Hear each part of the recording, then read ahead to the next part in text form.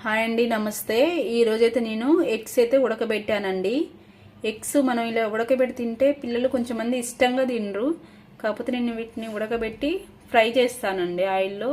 ఈరోజు ఎలా చేసుకోవాలో నేను మన వీడియోలో అయితే చూపిస్తాను. ఇలా అయితే ఎగ్స్ని కట్ చేసి పెట్టుకున్నానండి. ఇలా ముందుగా ఎగ్స్ కట్ చేసి రెండు వైపులా కట్ చేసి అప్పుడు ఆయిల్లో వేయించాలండి. ఇలా అయితే నేనైతే గ్యాస్ మీద అయితే బౌల్ అయితే పెట్టుకున్నానండి. కొంచెం ఆయిల్ వేస్తాను ఇప్పుడు.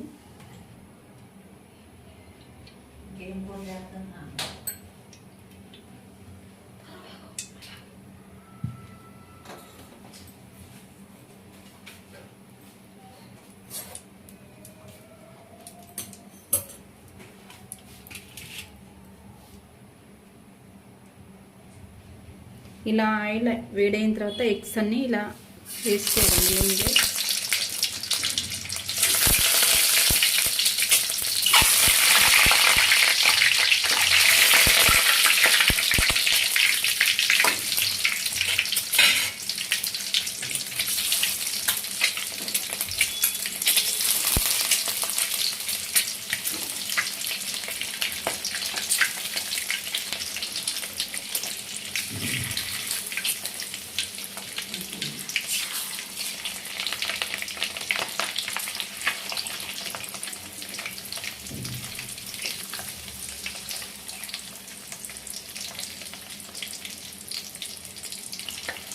ఇలా ఎగ్స్ ఆయిల్లో ఫ్రై అవుతున్నప్పుడు ఒక స్పూన్ అంతా పసుపు వేసుకోవాలండి.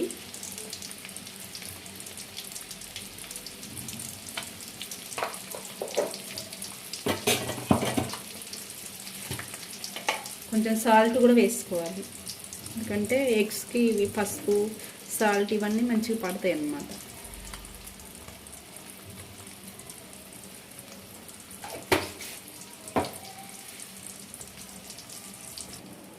ఇప్పుడు చూపిస్తున్నా చూడండి ఒకసారి.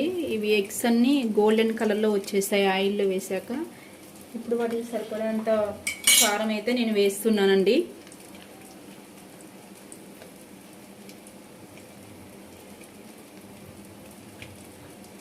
రుచికి నోటికి ఎంతో రుచిగా అనిపిస్తుంది ఇలా తింటే. పిల్లలు కూడా చాలా ఇష్టంగా తింటారు.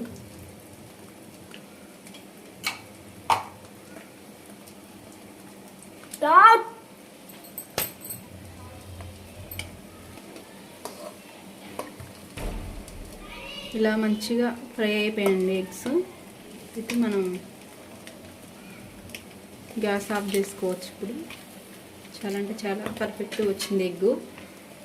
చూసారా కదండి. ఇప్పుడు వీటిని చారులో కానీ సాంబార్లో కానీ దేంట్లైనా పక్కన నంచుకొని తింటే చాలా బాగుంటుంది. మా వీడియో మీకు నచ్చినట్లయితే ఒక లైక్ అయితే ఇవ్వండి. మా ఛానల్ సబ్స్క్రైబ్. చాలా బాగుంటుందండి ఎగ్స్. ఒకసారి మీరు కూడా ఇలా ట్రై చేసి చూడండి. ఎంత అంటే ఎంత చాలా పర్ఫెక్ట్గా వస్తుంది.